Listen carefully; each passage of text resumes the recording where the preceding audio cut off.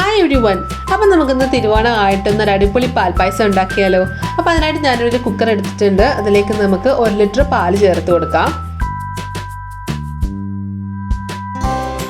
ഇനി നമുക്കിതിലേക്ക് 1 കപ്പ് വെള്ളം കൂടെ ചേർത്ത് കൊടുക്കാം കേട്ടോ. അടുത്ത നമ്മൾ ചേർക്കാൻ പോകുന്നത് പഞ്ചസാരയാണ്. 1/2 കപ്പ് പഞ്ചസാര ചേർത്ത് കൊടുക്കാം നമുക്ക്. അപ്പം നിങ്ങൾക്ക് പഞ്ചസാര വേണമെങ്കിൽ 2-3 ടേബിൾ സ്പൂൺ കൂടുതൽ ചേർക്കാം, കുറച്ചധികം മധുരം ഇഷ്ടപ്പെടുന്നവരാണെങ്കിൽ. ഇനി നമുക്ക് ഫ്ലെയിം ഒന്ന് ഓൺ ചെയ്ത് നന്നായിട്ടൊന്ന് തിളപ്പിച്ചെടുക്കാം. അപ്പോൾ നന്നായിട്ട് തിളച്ചിട്ടുണ്ട് നമ്മുടെ പാല്. അപ്പോൾ ഇതിലേക്ക് നമുക്ക് മട്ട അരി ചേർത്ത് കൊടുക്കാം. 1/2 കപ്പ് മട്ട കഴുകി വൃത്തിയാക്കിയതാണ് കേട്ടോ. അത് നമുക്ക് ആഡ് ചെയ്ത് കൊടുക്കാം. നന്നായിട്ടൊന്ന് തവി കൊണ്ടൊന്ന് മിക്സ് ചെയ്തെടുത്തതിന് ശേഷം കടച്ചു വെച്ച് വെയിറ്റ് ഒക്കെ ഇടാം. അപ്പോൾ നമ്മുടെ ടൈമിംഗ് എന്ന് പറയുന്നത് നമുക്ക് 20 മിനിറ്റ് തൊട്ട് 30 മിനിറ്റ് വരെ നമുക്ക് വെക്കാം. ഒരു ലോ ഫ്ലെയിം ടു മീഡിയം ഫ്ലെയിമിലാണ് വെച്ചാൽ മതി കേട്ടോ.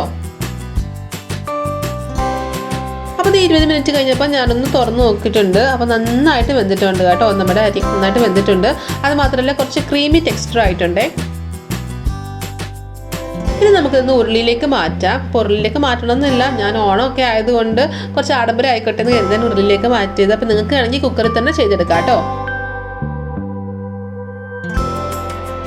അപ്പോൾ നമ്മുടെ പായസം ഉരുളിയിൽ കിടന്ന് തിളച്ച് വരുമ്പോഴത്തേനും നമുക്കിതിലേക്ക് നമ്മുടെ ഏലക്കാപ്പൊടി ചേർത്ത് കൊടുക്കാം. 1/4 ടീസ്പൂൺ ഏലക്കാപ്പൊടി ചേർക്കുന്നുള്ളൂ കേട്ടോ. അപ്പോൾ ചെറുതായിട്ടൊരു ഫ്ലേവർ കിട്ടിയാൽ മതി നമ്മുടെ ഏലക്കയുടെ.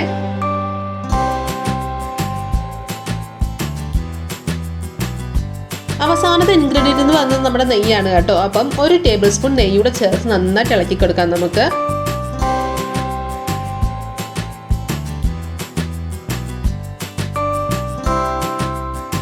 ഇത്രയും മാത്രം പണിയുള്ളൂ നമ്മുടെ പാൽപ്പായസത്തിന്. അപ്പോൾ അടിപൊളി സൂപ്പർ ടേസ്റ്റി ആയിട്ടുള്ള നമ്മുടെ പാൽപ്പായസം റെഡി ആയിരിക്കുകയാണ്.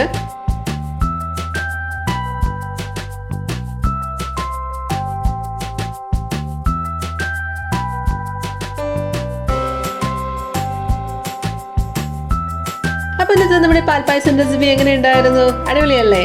അപ്പം തിരുവോണമായിട്ട് എല്ലാവരും ഇത് ഉണ്ടാക്കി നോക്കുന്നത് ഞാൻ പ്രതീക്ഷിക്കുന്നു. വീഡിയോ ഇഷ്ടമായി കഴിഞ്ഞാൽ ലൈക്ക് ചെയ്യാനും ഷെയർ ചെയ്യാനും ആരും മറക്കില്ല കേട്ടോ.